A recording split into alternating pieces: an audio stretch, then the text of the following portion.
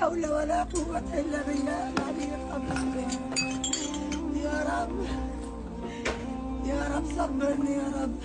يلا كل حبايبي راحوا، يلا مين ضليت يلا. يلا قول لمين لا ولقت يلا. قضيتك أساسية أصلاً، قضية عقيدة اللي هي قضية فلسطين، هني توقف كل شيء وتوقف مع أخوانك، وهذا أنا أسميه يعني أقل شيء أنت تقدمه، أنك تتكلم، أنك تنشر. الحمد لله يعني متاح لنا أن نسوي هالشيء. فالسؤال ليش ما نسوي هالشيء؟ واحد يقول مثلاً ولدي عبد الله عنده محتوى طبخ، فيقول يبا ما أعرف أتكلم مثلك، شو أسوي؟ قلت بس حط الكوفية.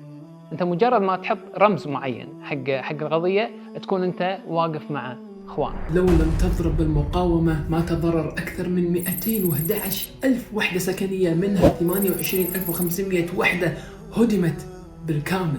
لو لم تضرب المقاومة ما نزح أكثر من 1,400,000 إنسان في غزة من بيوتهم. لو لم تضرب المقاومة ما كان هناك شهيد كل 5 دقائق في غزة خلال 20 يوم. إذا كنت تفكر في هذا التفكير أن لولا ضربة المقاومة إن شاء الله ما يجيك اليوم اللي يغتصبون في أرضك ويهجرونك من مكانك ويقتلون في أهلك ويقطعون عنك كل سبل الحياة من ماء وكهرباء، والعالم كله يشاهد ويخذلك.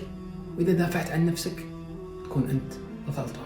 من فائها إلى نونها إلى بقعة المسرى، من اسمها إلى رسمها، سبحان من أسرى.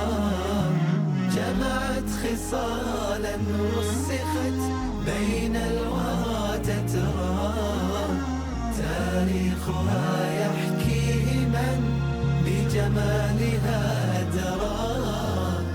أرض مباركة إلى يوم النشور، أرض يفوح العز فيها كالزهور، فيها فتوحات الأولى كانت تدور، في عزة تسمو بها المجد فخور، مجد فخور.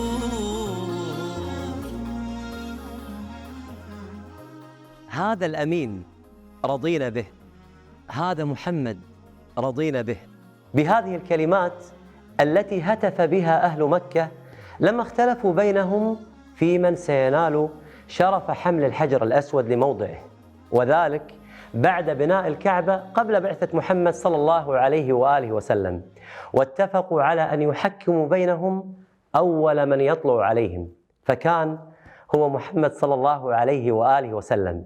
فكانت حكمته عليه الصلاة والسلام نوراً أضاء لهم، وهدياً حقنوا به دماءهم. فقال هلم إلي ثوباً، فأتوه به فوضع الحجر في وسطه، ثم قال لتأخذ كل قبيلة بناحية من الثوب ثم ارفعوه جميعاً، ففعلوا. فلما بلغوا به موضعه أخذه بيده الشريفة محمد صلى الله عليه وآله وسلم ووضعه في مكانه. ما علاقة قصة النبي محمد صلى الله عليه وآله وسلم مع بناء الكعبة بحديثنا اليوم عن صاحب الحق في فلسطين؟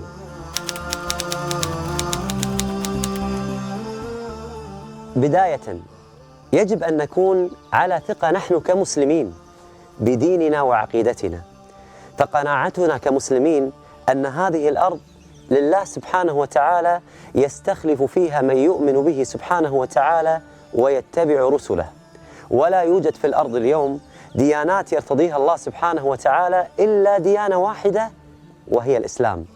وهذه القناعة جاءت صريحة في القرآن في سورة آل عمران، قال الله سبحانه وتعالى إن الدين عند الله الإسلام. وكان الرسل من قبل جاءوا بالتوحيد والاستسلام لله عز وجل، وختم الله سبحانه وتعالى رسالاته بنبينا محمد صلى الله عليه وآله وسلم، ولن يتقبل من أحد إلا أن يؤمن بخاتم الرسل وبشريعته، كما قال الله سبحانه وتعالى في هذه الآية ومن يبتغي غير الإسلام دينا فلن يقبل منه وهو في الآخرة من الخاسرين. فالمسلمون جميعا ومنذ بزوغ فجر الإسلام على عاتقهم نشر هذا الدين وتبليغه لكل الناس.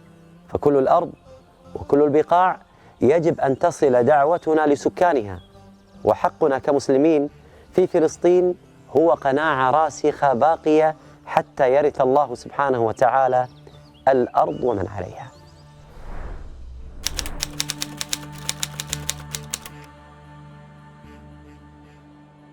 فأما الحق الديني والذي نقصد به الحق في تقديس بقعة معينة والتعبد فيها، كاعتبار الكعبة مثلا عند المسلمين، واعتبار نهر الغانج مقدسا لدى الهندوس.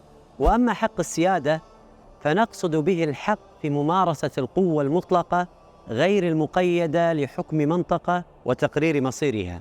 وبذلك فمن له الحق الديني والسيادي في فلسطين؟ هذا الحق لكل من يقدس المكان، بمعنى الحق الديني بمعنى حق العبادة، وحق طبعا بشرط أنه لا يعتدي على غيره في موضوع العبادة، مكفول لكل شخص ولكل أبناء ديانة يقدسون هذه المنطقة. المسلمون يقدسون هذه المنطقة، لهم الحق في أن يعبدوا الله عز وجل فيها. المسيحيون نفس الشيء، لهم الحق في أن يعبدوا الله عز وجل فيها. اليهود يقدسون هذه المنطقة، لهم الحق في أن يعبدوا الله عز وجل فيها. فالحق الديني كفله الإسلام تحديدا لكل من يقدس هذه المنطقة، وهذا الموضوع طبعا الشرط فيه أن لا يعتدي أبناء ديانة على الأخرى، وهذه نقطة طبعا متفق عليها بين علماء المسلمين. إن الحق الديني حق شخصي يتعلق بشخص المرء وروحه وعقيدته وإيمانه. أما حق السيادة فلا يتعلق بالمرء بل بالمجموع، أي أنه يتعلق بالآخر وكيفية تعاملك معه. ونحن كمسلمين نعتقد يقينا أننا الأعدل بين الأمم، لأن شريعة محمد صلى الله عليه وآله وسلم قائمة على العدل. قال عز وجل: إن الله يأمركم أن تؤدوا الأمانات إلى أهلها وإذا حكمتم بين الناس أن تحكموا بالعدل إن الله نعم ما يعظكم به إن الله كان سميعا بصيرا. أحد المقاطع اللي صراحة أنا انصدمت حيل إنه كيف وصل أكثر من 10 مليون مشاهدة، وكان المقطع يعني جدا بسيط، لا استوديو ولا شيء. عبد الله ولدي يسألني يقول لي يبغى تعبنا. أنا راويك شيء يمكن يريحك. سورة آل عمران الله عز وجل يقول: ولا تهنوا ولا تحزنوا وأنتم الأعلون إن كنتم مؤمنين إن يمسسكم قرح فقد مس القوم قرح مثله وتلك الأيام نداولها بين الناس وليعلم الله الذين آمنوا ويتخذ منكم شهداء والله لا يحب الظالمين وليمحص الله الذين آمنوا ويمحق الكافرين وما كان لنفس أن تموت إلا بإذن الله كتابا مؤجلا يا أيها الذين آمنوا لا تكونوا كالذين كفروا وقالوا لإخوانهم إذا ضربوا في الأرض أو كانوا غزا لو كانوا عندنا ما ماتوا وما قتلوا ليجعل الله ذلك حسرة في قلوبهم والله يحيي ويميت والله بما تعملون بصير ولئن قتلتم في سبيل الله أو متم لمغفرة من الله ورحمة خير مما يجمعون. وسبحان الله مثل ما قلت يعني إن هذه الأزمة تخلي الناس ترجع مرة ثانية حق القرآن حق الصلاة. دكتور، من له الحق السيادي في المنطقة؟ السيادة مفاهيمها في الإسلام تتعلق بالحق والاستحقاق والولاية. عندما دخلها عمر بن الخطاب رضي الله عنه فاتحا فحقق الولاية السياسية والولاية العسكرية. الآن منذ ذاك الحين دخلت هذه الأرض في حيازة الإسلام وأصبح استحقاقها للإسلام والمسلمين وأصبح كل من عليها إسلاميا وكل ما فيها إسلاميا، وبالتالي لا يجوز لأحد أن ينتقص من هذا الحق وهذا الاستحقاق شيئا. ولا يجوز هنا ادعاء الحق التاريخي، لأن ادعاء الحق التاريخي في هذا المقام سيؤدي إلى فوضى. بالنسبة لادعاءات اليهود بحقهم التاريخي في فلسطين، هذه ادعاءات تسقط في أي دراسة موضوعية وعلمية لتاريخ فلسطين. بنو إسرائيل عندما جاءوا إلى فلسطين كانت هناك حضارات وآثار تعود إلى مئات آلاف السنين قبلهم. هناك مثلا الحضارة النطوفية التي كانت بين 14,000 سنة قبل الميلاد إلى 9,000 سنة قبل الميلاد. أول مدينة بنيت في التاريخ مدينة أريحة كانت حوالي قبل 10,000 عام. وعندما جاء ابن إسرائيل كان بنو كنعان قد انتشروا في فلسطين، وهذا يعود إلى حوالي 4,500 سنة من الآن. أما إذا كنا سنتكلم بأسلوب اليهود وادعائهم فإن أحقيتنا كعرب أولى في سيادة الأرض المقدسة بسبب أقدميتنا على هذه الأرض.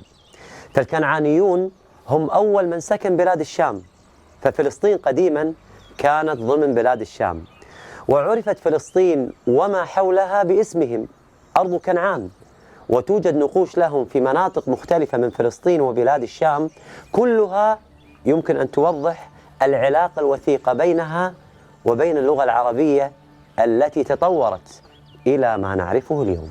بالنسبة للحكم بني إسرائيل في أرض فلسطين ولا يتجاوز 300 سنة 350 سنة تقريبا، وكان ليس على كل فلسطين وإنما على أجزاء منها.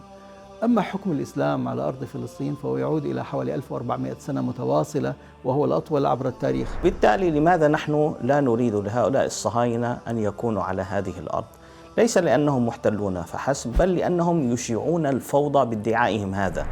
حتى أسماء المدن الفلسطينية المعروفة عكا ويافا وبئر السبع وحيفا وغزة بقيت بنفس التسميات القديمة التي أطلقها الكنعانيون. إذن فالعرب عرقيا أقدم شعب سكن هذه الأرض، ولم يحفظ لنا التاريخ أن هذه الأرض قد خلت من سكانها العرب الكنعانيين الأصليين أبدا. وأخيرا معظم يهود هذا الزمان أو الذين انتموا للديانة اليهودية هم من الذين تهودوا من اليهود الذين كانوا يقيمون في منطقة القوقاز، هم معروفون بيهود الخزر، ومعظم يهودي هذا الزمان هم من يهودي الخزر، وبالتالي الكلام عن العودة إلى آخره أظن عليها علامات استفهام إذا كانوا يتحدثون عن موضوع عودة. فالسؤال لكل عاقل منصف: من الذي أقام العدل والإنسانية وعمرها وأرسى فيها أسس الحضارة؟ ومن الذي أسال شوارع فلسطين بدماء الأبرياء من أبنائها؟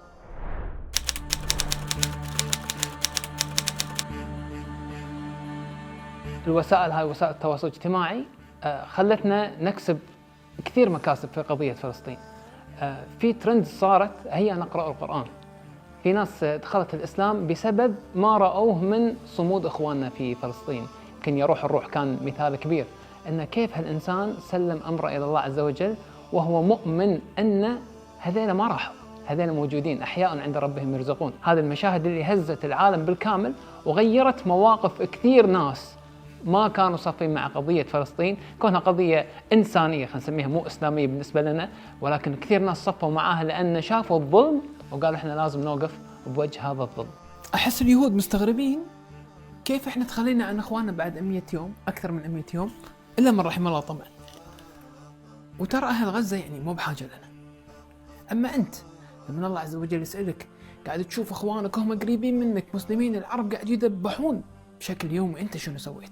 تقول يا ربي ما تطوف علي صلاة، يا ربي أشهدك وأنت تعلم أن ما تطوف علي صلاة إلا أدعي لهم، يا ربي ما بقى حملة أعرفها ولا أعرف شخص معين إلا وساهمت فيه باللي أقدر عليه، يا رب يا ربي محتواي كله حولته حق قضية فلسطين، يا ربي أنا علمت أولادي أن فلسطين محتلة وأنه لا يوجد دولة اسمها إسرائيل وأن الكيان الصهيوني عدو وأن المقاومة شرف.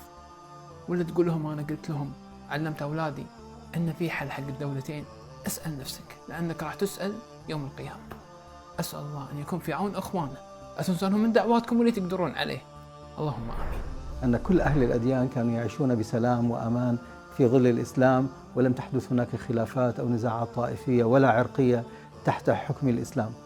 ومن أبرز المظاهر التي نعرفها في التاريخ أن هذا الحكم الإسلامي كان حكما جامعا وليس مانعا، بمعنى أن الآخرين عندما كانوا يحكموا سواء كانوا صليبيين أو من قوى أخرى جاءوا فكان حكمهم مانعا، كانوا يسفكون الدم وينشرون الظلم وإلى آخره.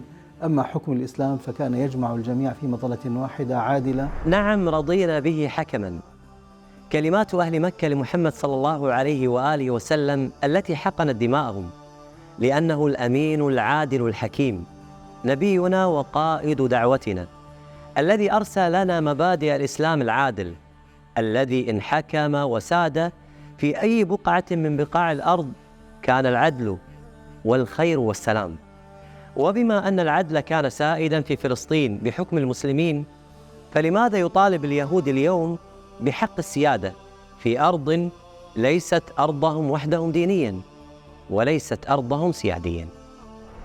والتاريخ يشهد بأن قادة الإسلام المرتبطين بدينهم أقاموا العدل ونشروه وحفظوا حقوق الديانات الأخرى داخل فلسطين. أما عن سيدنا إبراهيم عليه السلام الذي تربط جميع الديانات الإبراهيمية وجودها ببيت المقدس به، فلم يولد أصلا في فلسطين، بل ولد في شمال العراق في مدينة اسمها كوثة. ويتفق المؤرخون سواء من المسلمين أو المستشرقين على أن رحلة إبراهيم عليه السلام كانت من شمال العراق عبر سوريا إلى فلسطين. مسرى حتى نرى أن الإسلام هو الحق، وأننا نحن المسلمين أهل فلسطين وأحق الناس بها، ونحن من أقام العدل بها وأعظم لها قدسيتها. مسرى حتى نرى أن التاريخ أثبت لنا أحقيتنا كعرب ومسلمين بسيادة أرض فلسطين، وأن اليهود لم يكونوا إلا طارئين عليها، وأنهم لا يستحقون حتى أن يسكنوها. مسرى لجيل يحرر الأقصى. تاريخها العابق قد أزكى الزمان ثرى، قدسية الأخبار لا سيف بها يروى، فيها جميع الأنبياء صلوا وزد أمرا، لم يجتمع في غيرها سرا ولا جهرا.